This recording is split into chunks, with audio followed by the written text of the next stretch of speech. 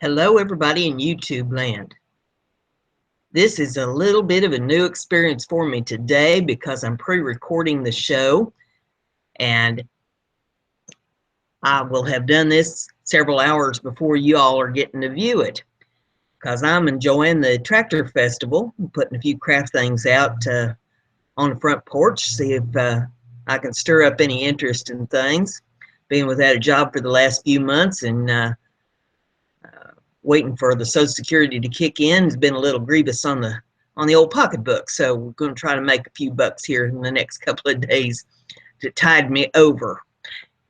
So if you all bear with me today, tomorrow, and Friday, it'll all be here on Memorex for everybody to view, and I'll be back with you live on Monday. But you get to enjoy the news regardless of whatever I'm doing. So we're going to jump right on into it because I got a lot of good stuff to bring you. The first one that I've got for you, this is off the Washington Post, and it says Jill Stein, emails revealed security risks, special deals for donors. The Green Party nominee for president rejoined the debate about Hillary Clinton's use of email at the State Department on Tuesday, telling reporters that Clinton clearly attempted to cover up shady behavior by using a private server. It's not a coincidence that Hillary has the numbers that she has as one of the most untrusted presidential candidates ever, said Jill Stein on the National Press Club on Tuesday morning. Regardless of legality, this just raises serious questions about judgment and character. Stein, who has asked supporters of Senator Bernie Sanders' defeated primary, it's jumping on me here just a little bit, and we got ads trying to play, so we're going to try to shut some of this off. There we go. Stein, who asked supporters of Senator Bernie Sanders' defeated primary campaign to join her and the Greens, has taken a harder line on the email story than Sanders ever did. At the first televised debate of Democratic primaries, Sanders famously told Clinton that voters were sick and tired of hearing about your damned emails, quote unquote. When pushed on that story or the Clinton Foundation's alleged influence at state, Sanders tended to demur and criticize the media for focusing on scandals instead of issues. Stein had no such qualms. It's quote here, why did she put national security information and names of CIA secret agents? Why were they put at risk, unquote, she asked. And then she quotes again, she was clear about this, and the Inspector General's report on the emails makes this point. Hillary told her staff she did not want her business to be subject to FOIA, Freedom of Information Act, unquote. The IG's report, it does not quite say that about the Clintons. It does note that she was warned that state address loaded on her BlackBerry would go through the department's infrastructure and be subject to FOIA searches. But the question of whether to trust Clinton's word has vexed and left since the scandal broke in the spring of 2015. Voters who supported Sanders in the primaries were likely, according to exit polls, to say that Clinton was not trustworthy.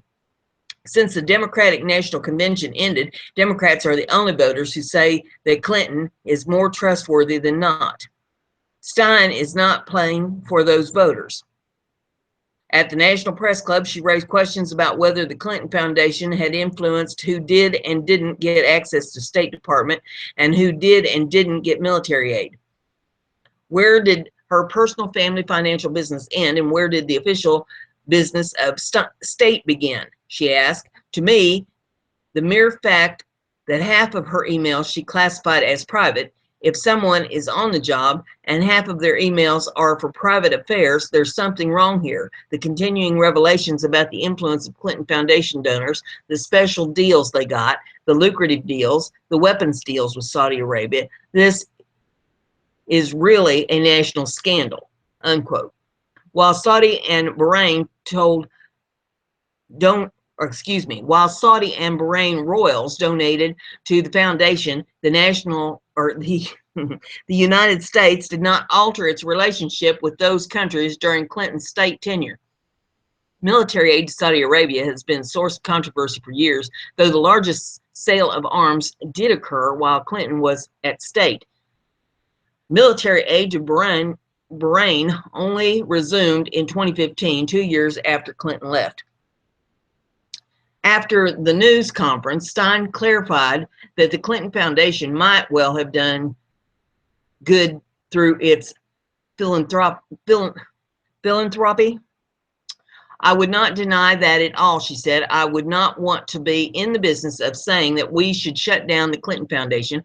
I'm not going to pass judgment on that. What I would say is that we should not be able, or should not be in the business of mingling in private business of personal nonprofit foundation with our government and allowing the biggest and wealthiest individuals to have influence over our government. If someone is on the job and half of their emails are for private affairs, then there's something wrong here.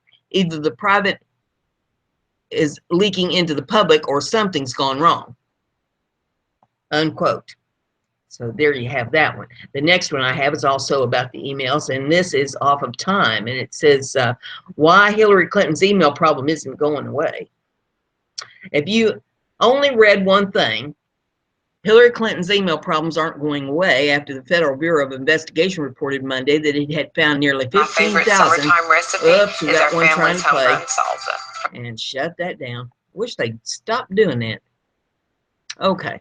Hillary Clinton's email problems aren't going away after the Federal Bureau of Investigation reported Monday that it had found nearly 15,000 messages and documents from her time at the State Department that were not turned over after she revealed the evidence of her private server.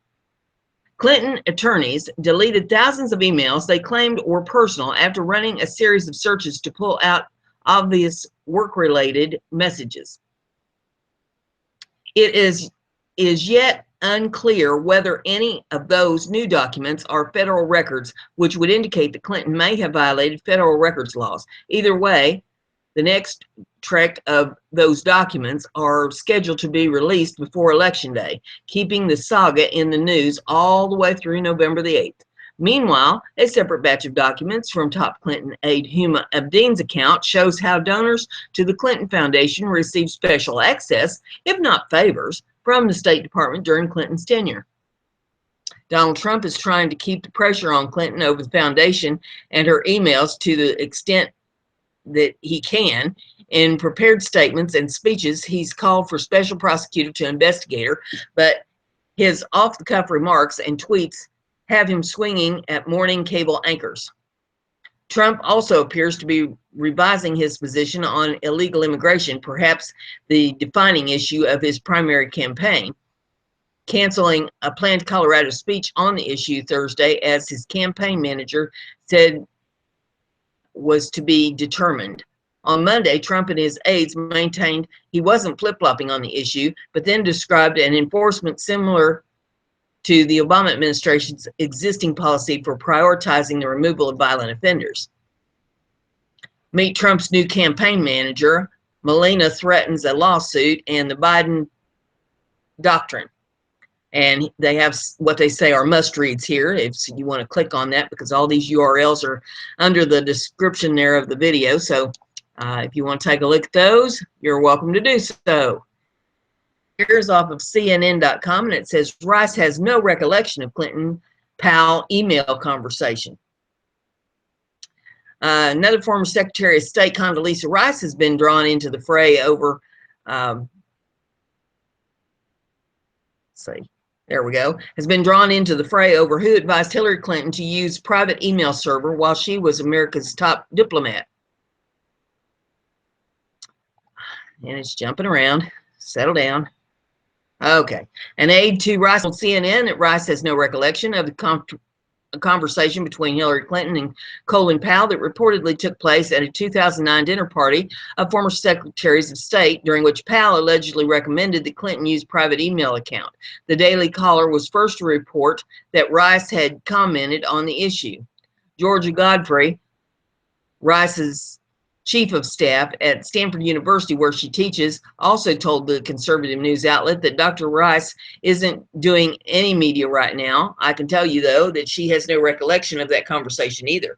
It's unclear whether Rice was present specifically when Powell reported offered his advice, although it was reported she attended the dinner party. The conversation between Clinton and Powell was first reported by the New York Times based on an excerpt from the upcoming book about Bill Clinton's post-presidential years by Joe Conason. Times, Madeleine Albright hosted the dinner party, secretaries of state, including Powell and Rice and Henry Kissinger, to celebrate Clinton's appointment to the top diplomatic post. Each former secretary offered Clinton advice, and Powell's advice was reportedly to use personal email account. Powell, for his part, has also said that he has no recollection of the reported dinner party conversation. He pushed back on the story over the weekend, saying that Clinton's people are trying to pin it on me.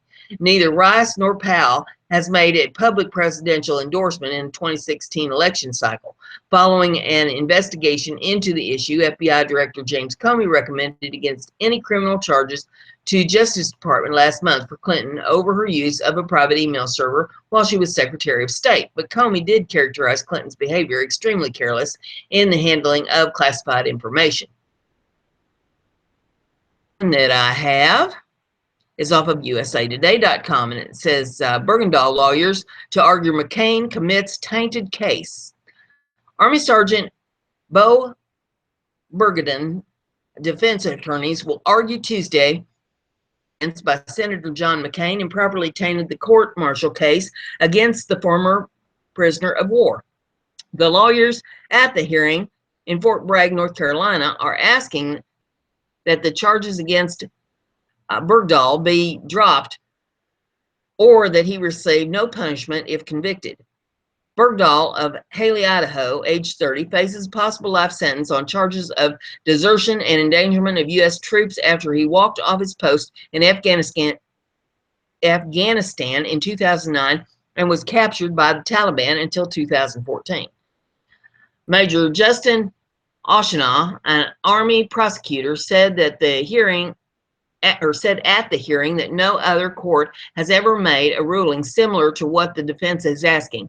The judge, Jeffrey Nance, reported that he wasn't sure he wanted to be the first either, but will consider the motion and rule later. The defense motion stems from September 2015, when an officer who oversaw a preliminary hearing recommended the case be heard by a misdemeanor level tribunal and said imprisonment wasn't warranted. A month later, McCain, chairman of the Senate Armed Services Committee, told a reporter the panel would hold a hearing if Bergdahl was not punished, according to the Associated Press. I am not prejudging, okay, but it is well known that in the searches for Bergdahl after we know now he deserted, there are allegations that some American soldiers were killed or wounded, or at the very least put their lives in danger, searching for what was clearly a deserter. McCain, Republican of Arizona, said at the time. In December, Gibson sent Bergdahl's case to a court-martial and rejected the hearing officer's recommendation, the AP said. Legal experts said it will be hard to convince a judge to throw out the charges, but Army officers may have acknowledged McCain's comments as a threat to their careers, the AP reported. A spokesman for McCain didn't respond to a message for comment Tuesday morning by the AP. The Obama administration won Bergdahl's release in 2014 in exchange for the Guantanamo Bay detainees. McCain also expressed reservations about the exchange at the time. The Guantanamo detainees are hardened terrorists who have the blood of Americans and countless Afghans on their hands, McCain said. I'm eager to learn what precise steps are being taken to ensure that these vicious and violent Taliban extremists never return to the fight against the United States and our partners, unquote. The next one is off of CNN.com, and it says, Obama tours Louisiana amid criticism that he's late. You think? Okay, it says here, President Barack Obama toured flood-ravaged Baton Rouge, Louisiana Tuesday, surveying wreckage that has also become political football. We are heartbroken by the loss of life, Obama said, after seeing firsthand the damage in the state's capital that has caused more than 106,000 residents and households to register for assistance from the Federal Emergency Management Agency. More than 60,000 homes were damaged, officials said, and 13 people were killed. I think anybody who can see just the streets, much less the inside of the homes here, people's lives have been upended by this flood, he added. Obama is greeted by Louisiana Lieutenant Governor Bill Nungesser as Governor John Bell Edwards, pictured right in the picture, his wife Donna, and Senator David Vitter left. Look on at Baton Rouge Metropolitan Airport in Baton Rouge, Louisiana on August the 23rd, 2016. So you can see that picture if you pull this up. It says the flooding has created political headache for the White House as critics blasted Obama for being too slow to visit the state. He spent the previous week vacationing on Martha's Vineyard while Republican presidential nominee Donald Trump, running mate Mike Pence, visited the state and handed out supplies. Trump told Fox News this weekend, hop into the plane and go down to Louisiana and see what's going on because it's a mess. The city's newspaper, The Advocate, originally criticized the president for not ending his vacation in Martha's Vineyard immediately to visit the region, but the editorial board praised his decision to come Tuesday. We welcome news of President Barack Obama's planned visit to Louisiana today to survey flood damage, which should help to advance relief and recovery in the disaster area as a national priority, the editorial board wrote. Trump's visit was well received by local officials, and for a moment, it gave Trump a chance to reveal a presidential timber that he insists he has, because it helped to shine a spotlight on Louisiana and on the dire situation that we have here. It was helpful, said Bell Edwards, the state's Democratic governor. Of Louisiana flooding. White House Press Secretary Josh Earnest on Air Force One defended the timing of the trip, saying President to people trying to score political points even in situations where they shouldn't. Earnest said that $120 million in aid has already been approved and is starting to be paid out to flood-impacted residents. Edwards, who greeted Obama when he landed Tuesday, had previously said that he hoped the president would wait a few weeks before making his visit to the state, given the entourage and Secret Service personnel that come with presidential trips that would have strained resources while officials were coping with floods. Hillary Clinton, Trump's Democratic opponent, said Monday that she too plans a trip to the flood site. Her campaign said in a statement that she would come to the state at an unspecified time in the future. This month's flood in Louisiana are crises that demand a national response, she said. I am committed to visiting communities affected by these floods at a time when the presence of political campaign will not disrupt the response, to discuss how we can and will rebuild together. Let's see. Obama meets with families of slain cops is an article in this too. And you know, this kind of goes on. So if you want to read up on the rest of that, it's right there in that article for you to read up on. So we'll leave that for you to check over. The next one we have is off of Politico magazine. Trump is already helping Putin consolidate control of the Ukraine. Out of Moscow, it says, in living rooms and kitchens across Russia and Ukraine, the U.S. presidential election is as riveting to TV viewers as the Game of Thrones is to American counterparts. Every time Hillary Clinton and Donald Trump speak of Russian President Vladimir Putin, Crimea, Russian hackers, or the Donbass, the disputed region of the eastern Ukraine, and it's rebroadcast here, which it usually is, people in both countries sit up as if some crazy American reality show has just come on. Almost every day, television channel in both countries highlight America's new scandals and intrigues involving Trump's connections with post-Soviet oligarchs, or leaked DNC emails, or the endless hurling of insults and the constant debate over America's supposedly disappearing greatness.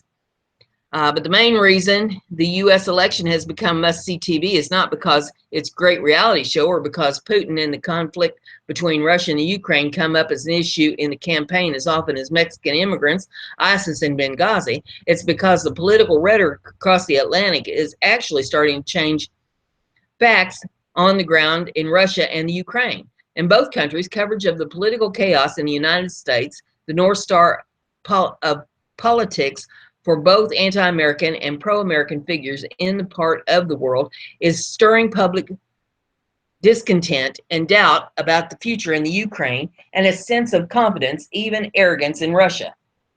In short, the rhetoric in the U.S. election campaign, especially Trump's, is already altering policy in the region, hardening Moscow's attitude toward the Ukraine, and at the same time frustrating and confusing the Ukrainians who want to stand up to Putin.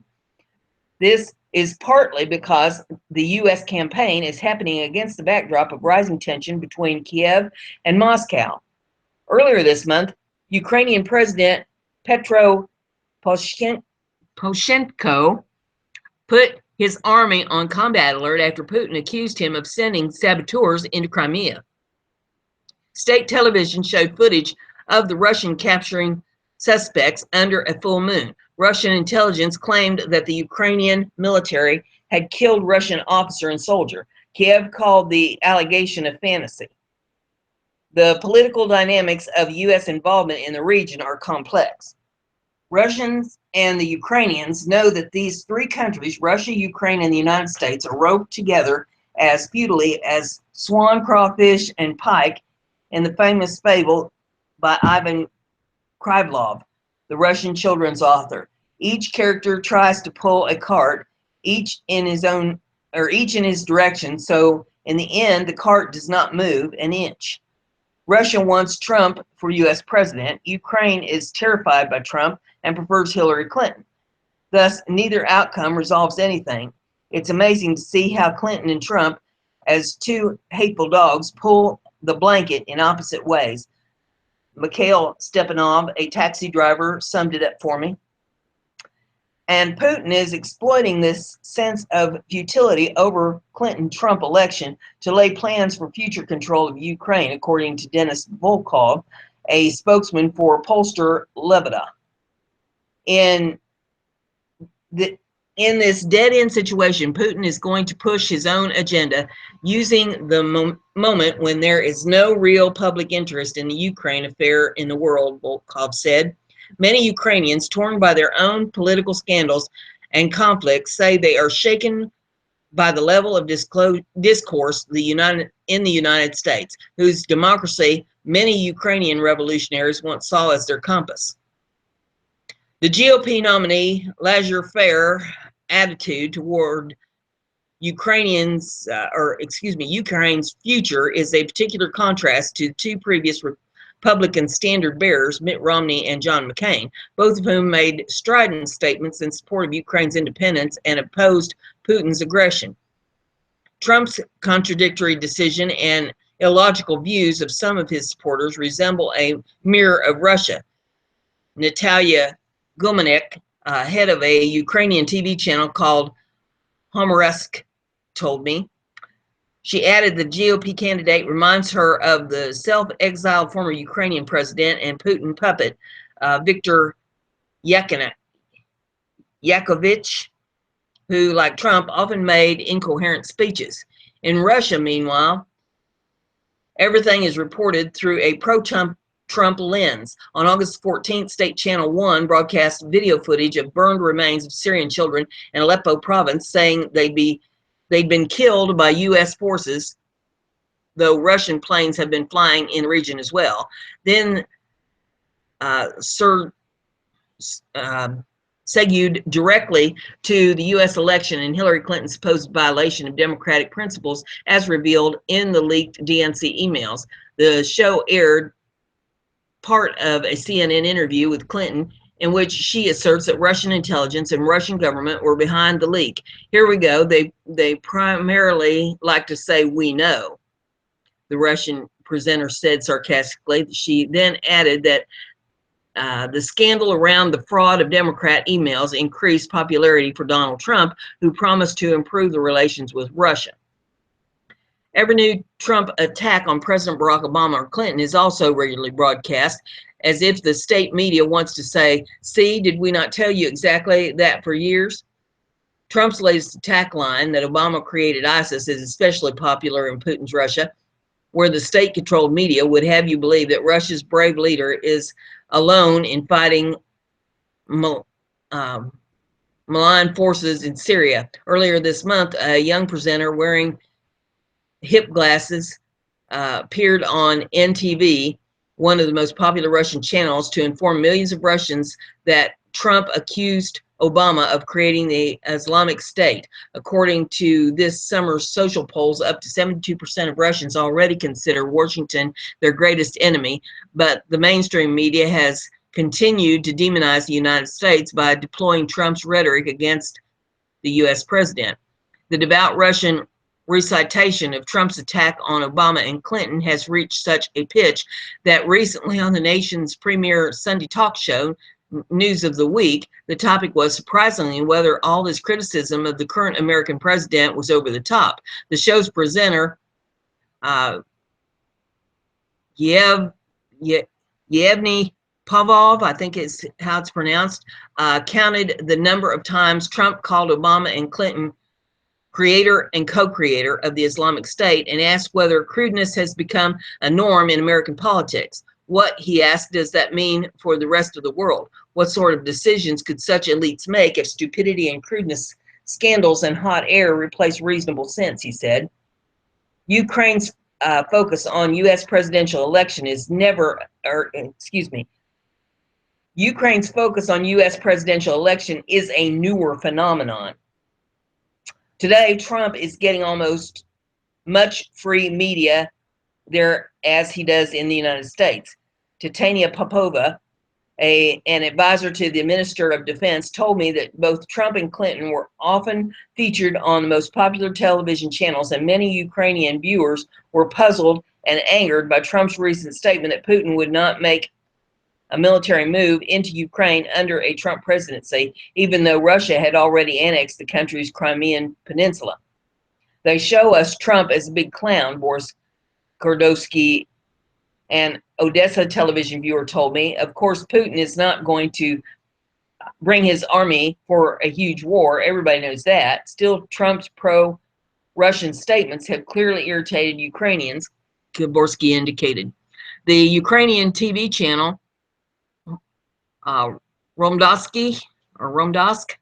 even published an infographic titled Donald Trump's Connections with Russia, showing a well-composed web of relationships between Trump and his team members and the Russian-Ukrainian establishment. Romdask reported that Trump's own business ties with Moscow began in 1996 when he registered 5 Trump trade brands.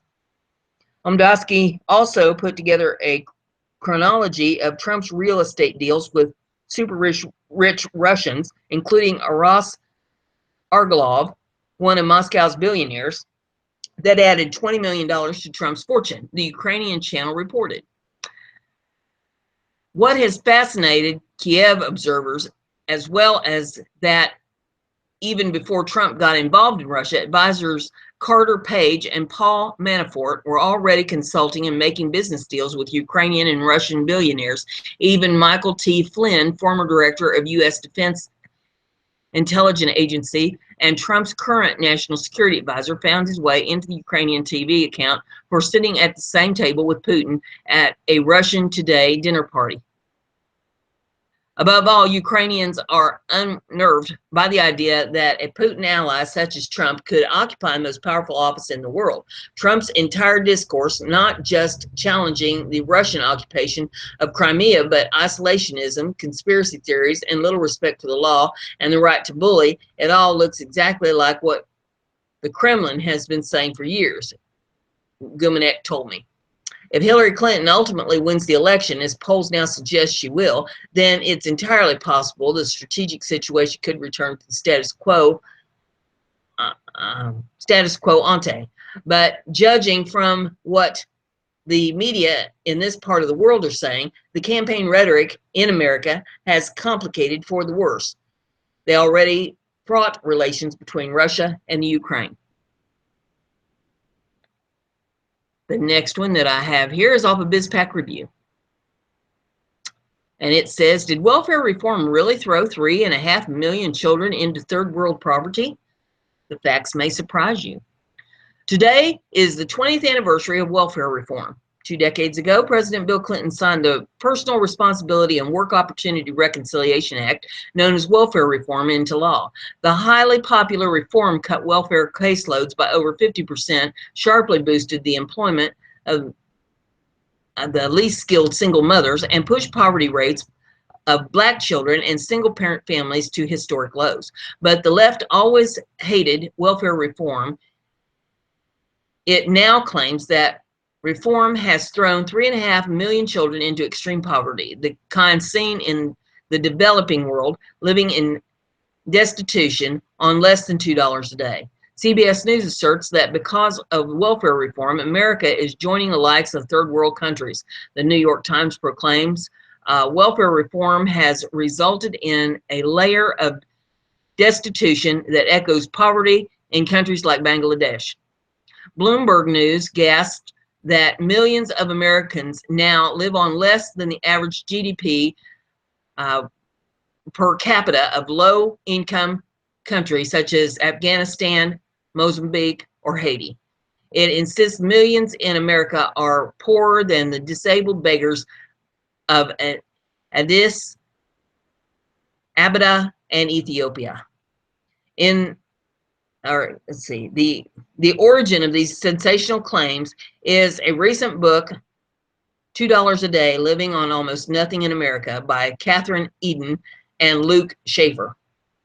The authors argue that welfare reform has led 3.55 million children and 1 in 25 of all families with children in America to subsist on less than $2 per person per day, which they identify as one of the World Bank's measures of global poverty.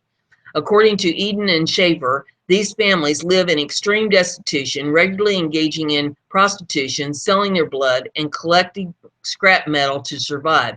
Eden claims that extreme poverty is actually much worse in the U.S. than in developing nations because there is no barter economy here. Eden and Schaefer's bizarre charges are based on government's survey of income and program participation. However, examination of the survey data reveals that families Eden and Schaefer claim are living in extreme poverty don't actually appear to be particularly poor, let alone living in extreme destitution. According to the data, some 67% of families with children allegedly living in extreme poverty have a computer, 86.5% have air conditioning in homes or apartments, 89% have cell phones, and 88% have DVD player, digital video recorder, VCR, or similar device. And there is a chart here that showed those results if you want to take a look at the chart in the article. In that chart, it has another chart that shows often not enough food to eat in the past 4 months, 1%. Evicted in the past year, 1%. Gas, oil, or electricity cut off in the past year is 4%. And it says, what about hunger? Surely hunger must be widespread among families in extreme destitution, but according to the survey data, only 1% of families allegedly living in extreme poverty report that they often did not have enough food to eat. Over the previous 4 months, another 8% said they sometimes did not have enough to eat. The remaining 91% report that they always had enough food to eat. Despite having alleged incomes of less than $2 a day, only 1% of these families were evicted during the prior year, while 4% had their oil, gas, or electricity cut off. Eden and Schaefer court their remarkable claim that 3.5 million children routinely live in extreme destitution on $2 a day or less, though a combination of statistical sleight of hand and lousy data. In 2014, federal and state government spent $221 billion on cash, food, and housing for low-income families with children. That's 2.5 times the amount needed to eliminate all poverty among families with children. But when Eden and Schaefer calculate extreme poverty, they exclude nearly all that welfare spending from their count of family income. With welfare out of the picture, it's not hard to find families with very low incomes. The authors admit that if food stamps and earned income tax credit are counted, the number of kids in extreme poverty drops to 1.2 million. But that number is still misleading because a survey used by Eden and Schaefer undercounts receipt by more than 20 million welfare benefits distributed to recipients each month. In a nutshell, Eden and Schaefer have used a survey that omits more than 20 million welfare benefits each month to conclude that 1.2 million children live in families that go without welfare in that month. They are simply measuring large data gaps in a flawed survey, not actual holes in the safety net. Poverty experts understand that government income surveys, such as a survey of income and program participation, always underreport the incomes of the poor, especially welfare and off-book earnings. No surprise that the U.S. Department of Labor's Consumer Expenditure Survey has shown for decades that the poor households routinely report spending roughly $2.40 for every dollar of apparent income. For families in Eden and Schaefer's extreme poverty, the expenditure to income ratio in the Consumer Expenditure Survey rises to around $25 to 1. Based on self-reports of consumer spending, extreme poverty has been practically non-existent for 3 decades. From 1984 through 2015, the Consumer Expenditure Survey shows only 61 instances in which a family reported spending less than $2 per person per day out of a total of 272,597 quarterly family records. 2/3 of the 61 underspending families lived in public housing, according to spending data reported by the families themselves. The number of families with children living on $2 per person per day is not 1 in 25, as Eden and Schaefer contend, but it's 1 in 4,469. Eden and Schaefer argue that welfare reform increased poverty, but expenditure data shows that after reform, both official poverty rates, and then in parentheses, it has $17.44 per person per day for a 3-person family, and deep poverty rates, $8.72 per person per day, fell sharply for the main group affected by reform, single parents with children. In fact, poverty fell much more for single parents than for other groups in society. In other words, the group directly affected by welfare reform had the greatest drop in poverty. Exaggerating poverty has been a mainstay of progressive politics since the beginning on the war of poverty. No matter how much the taxpayers spend on welfare, the sky is always falling. Bogus claims of widespread extreme destitution promote social polarization and political paralysis,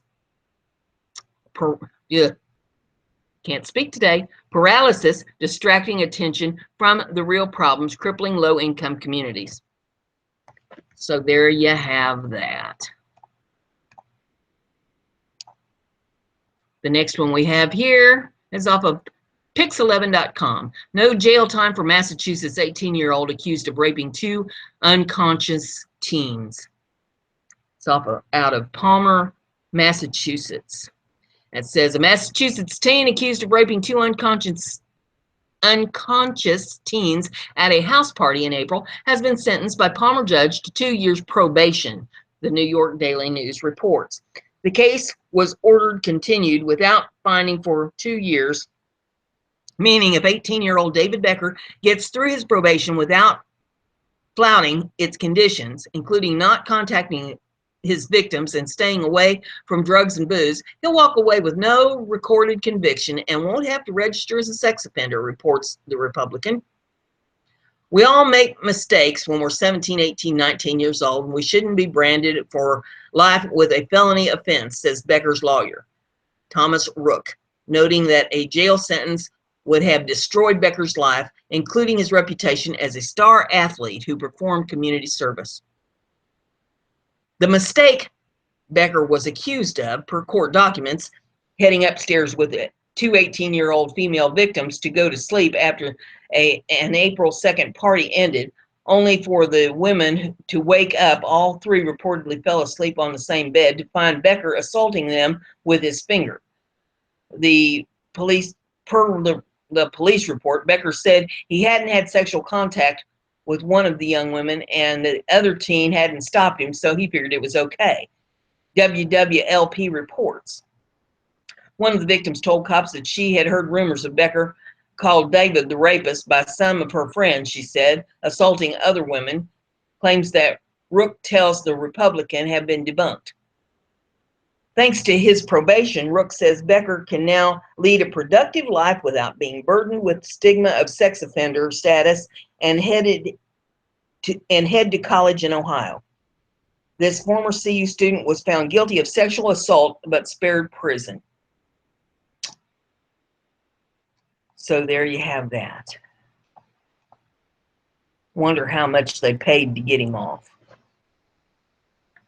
The next one, it says, is from controversialtimes.com. It says, family is devastated after their only son found dead on the farm, and 13 dead cows were found. And me being a farm girl, I really felt for this story. I lost a friend when I was a teenager in a farm accident when a tractor rolled over on him. And so, you know, this really struck home. But I've never heard any stories like this particular one. So I thought it was worth bringing to light here and sharing with everybody, because strange things can happen. Okay, this is how it reads. Family in Wisconsin is devastated after the only son was found dead on their family farm last week. Initially, the circumstances of the death seemed pretty mysterious. However, when you take into account the fact that 13 of the family's cows also died and the location of the bodies, it became clear what had happened.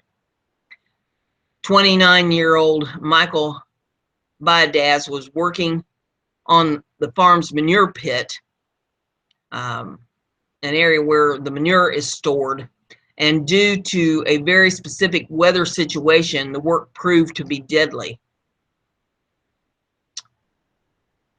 When he broke up the hard crust, basically the methane or sulfur dioxide came out of the manure and was sitting there because there was a heavy fog, a mass.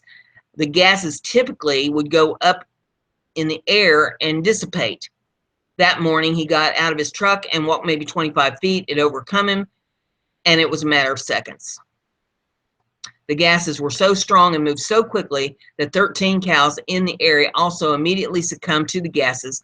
Mike was working on the farm alone at the time, and even if someone else had been in the general vicinity, they would have also likely been killed by the gases as well. Mike's father said the young man was hardworking, fun-loving family man. It was a perfect disastrous storm to happen, Mr. Biadaz says. It was a matter of seconds. It was tasteless, odorless, and he was gone just like that. Mr. Biadaz said this situation was freak accident and something no farmer would ever expect, according to one report. Any father's dream is to have a son like him, he said, and to lose him to something foolish like this is tough. I was very fortunate father to have a son of Mike's magnitude to work with and to love, Mr. Biadaz said. And it just goes to show you that everything can change in a heartbeat. Don't take anything for granted. The next article that I have for you is off of BizPack Review. It says, bikers raise money for 9/11 families, but this is their final ride for the fallen. Roughly 1,400 motorcycles thundered into Washington, D.C. Friday afternoon in honor of the victims of the September 11 terrorist attacks and to raise money for children of first responders. As we rode coming through different small towns, the outpouring of people waving flags, holding signs, it was very moving. Rick Ritz, a writer from Florida, told the Daily Caller News Foundation, this is my 4th year riding, and that is really the best part for us. The annual event, called America's 9/11 Ride, began Thursday at the Flight 93 National Memorial in Pennsylvania before heading to the Capitol with a full police escort to visit the Pentagon Memorial. Riders departed in the early hours of Saturday to begin their trek north to New York City, where the group will pay their respects at Ground Zero on Sunday. The 15th anniversary is expected to be the final ride for the group, which is finding it increasingly difficult to organize road closures with local authorities. Organizers host the event in August to allow families of victims to mourn in September. The ride is in remembrance of 9/11, and we raise money to give scholarships to children first responders. Jimmy Kazamadia, a board member of America's 9/11 Ride and 14-year participant, told the DCNF, "We gave roughly $40,000 last year in scholarships, and that's what it's all about. It's a logistical nightmare, though, and it's been getting worse and worse." America's 9/11 Foundation, which oversees the event and fundraising throughout the year, gives roughly 15 $2,000 scholarships to children of first responders annually. Riders and participants in the event donate, while others from across the country chip in as well. The foundation has awarded $330,000 to children of first responders since the scholarship program began, and has given $530,000 to affected police and fire departments and their families. The ride also draws local residents who come to speak with families and event organizers and thank the group for their fundraising and continued remembrance. "They always hold a special place to me because of their loyalty," Robert, a park ranger at Flight 93 National Memorial in Pennsylvania, told the DCNF. "Honor to be a ranger there, and it's hard to say that about a job. So I feel very fortunate to be able to tell the story of the crew and passengers to the visitors, and motorcycle groups have always made up a large part of the visitors to the memorial." Another onlooker of the motorcycle ride said the event means a lot to her because of the personal connection she had to the attacks. Her husband worked in the Pentagon, but was not at the office on the day of the attacks. She watched the aftermath from the hotel overlooking the Pentagon. You're looking out the window and watching it burn, and you know that's where he could have been.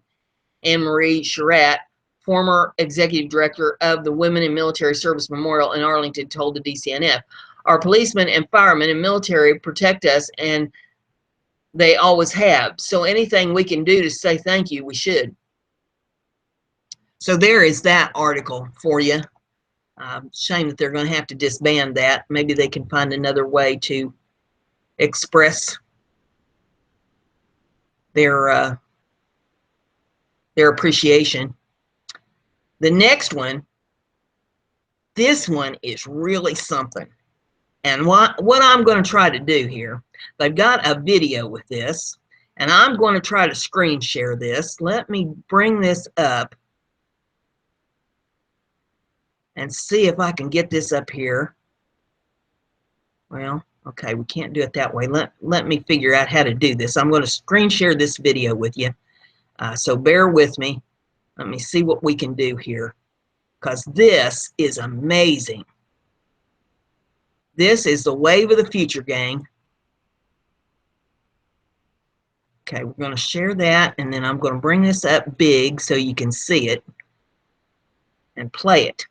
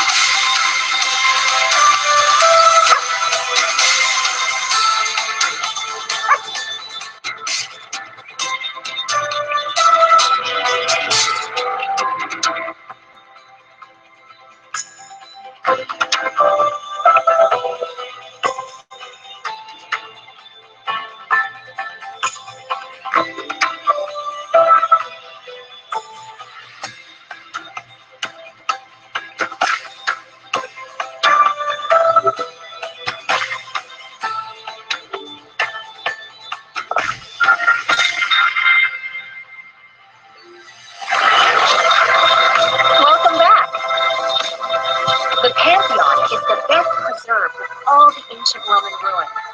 The name Pantheon comes from the ancient Greek and means to honor all beings.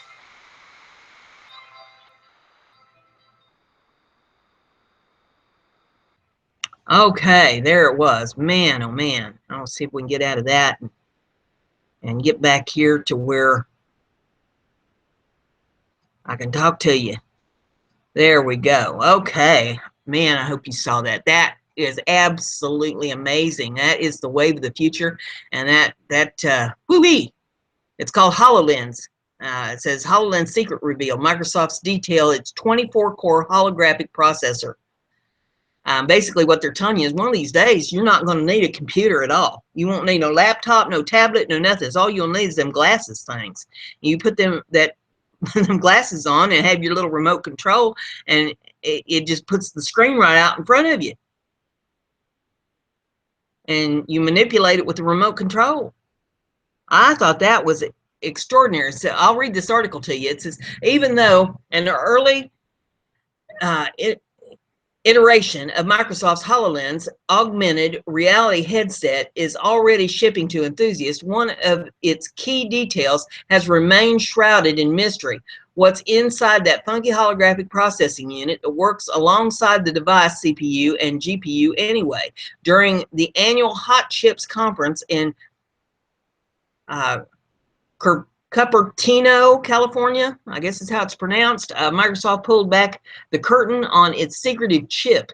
The HoloLens HPU is a custom 28mm coprocessor designed by TSMC, the Register reports. The chip packs 24 Tensilica digital signal processor, DSIP cores, as opposed to more general purpose CPU cores.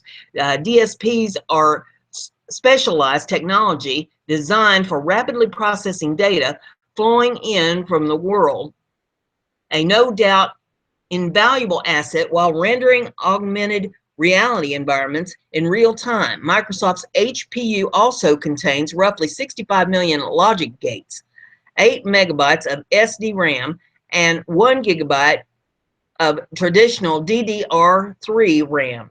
It draws less than 10 watts of power and features PCIe and standard serial interfaces. Why this matters. The speeds and feeds of the exotic holographic processing unit matter only to geeks. The important part is what all those logic gates and DSP cores enable the HoloLens to do. It says, meet the HoloLens HPU. The HPU is designed to handle all information streaming in from an array of cameras and sensors on the HoloLens. This data is essential for any VR-style headset, but especially so in an augmented reality device that overlays digital images on the real world. The HPU's dedicated hardware is up to 200 times faster than performing the same calculations via software on less specialized 14mm Intel Cherry Trial CPU. Microsoft added custom instructions to the DSP cores that allow the HPU to churn through HoloLens specific tasks even faster, the Register reports.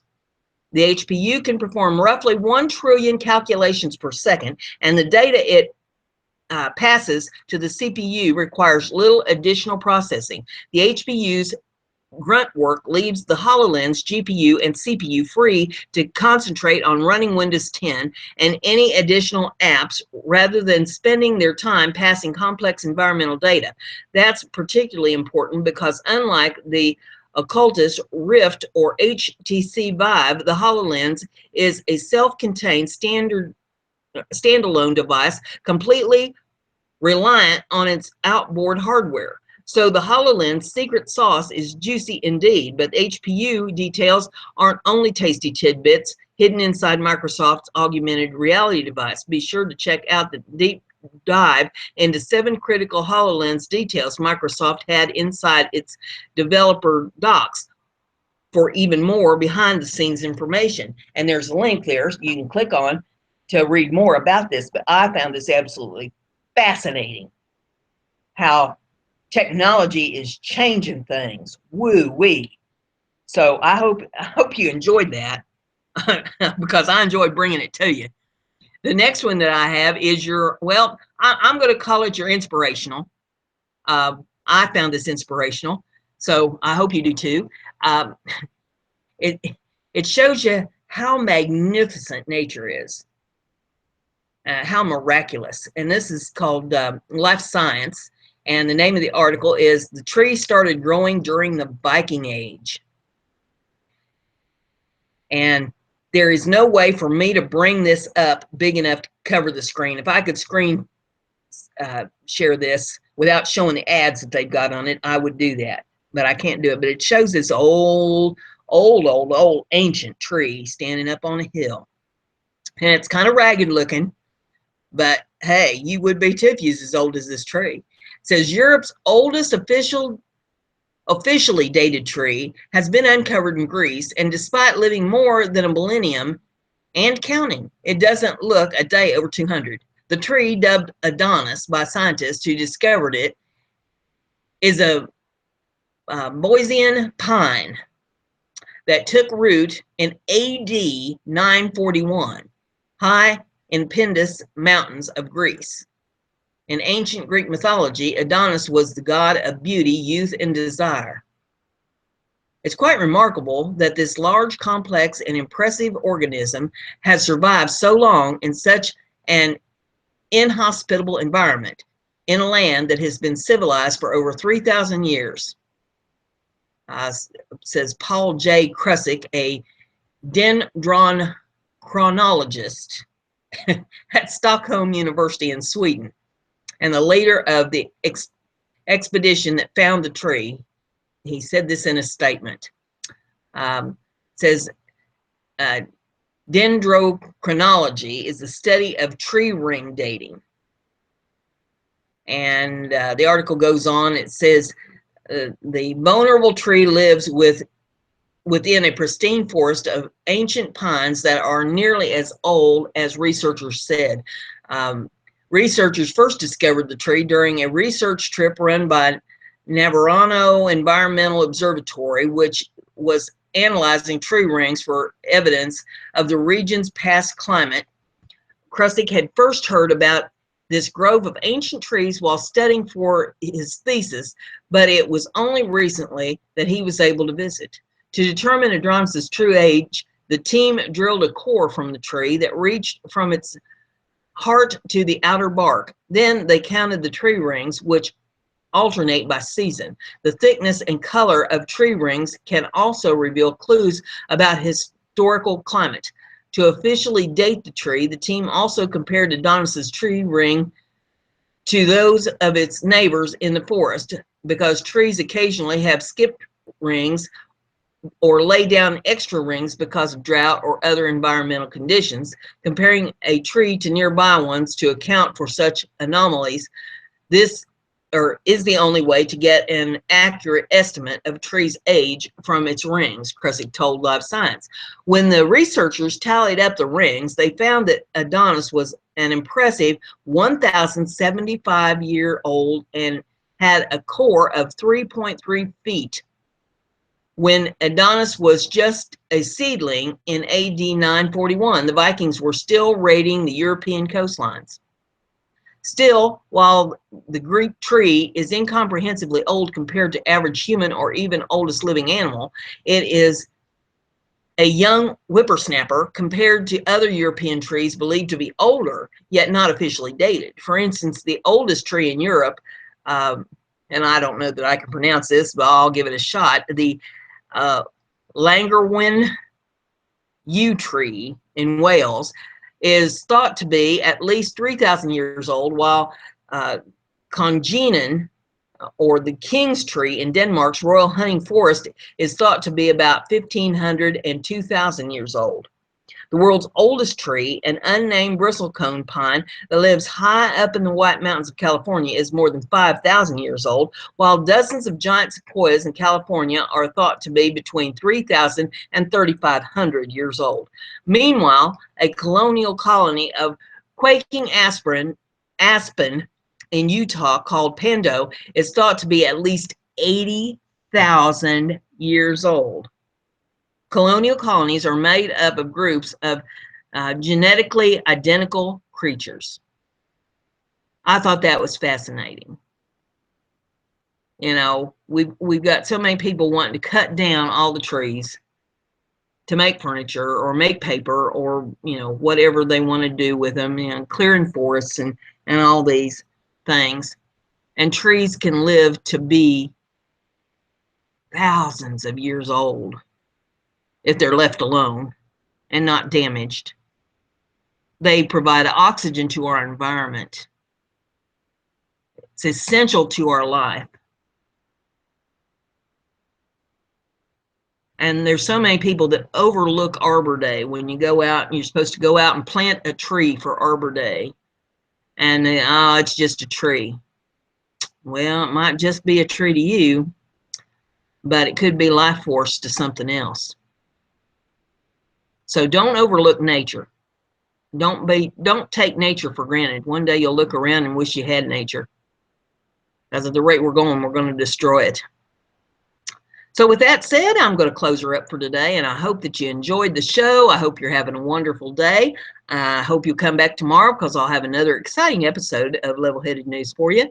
And get out there, kick off your shoes, stick your feet down in the grass, and take a deep breath of fresh air and be glad you're above ground. And with that, we'll call her a day, and we'll see you tomorrow.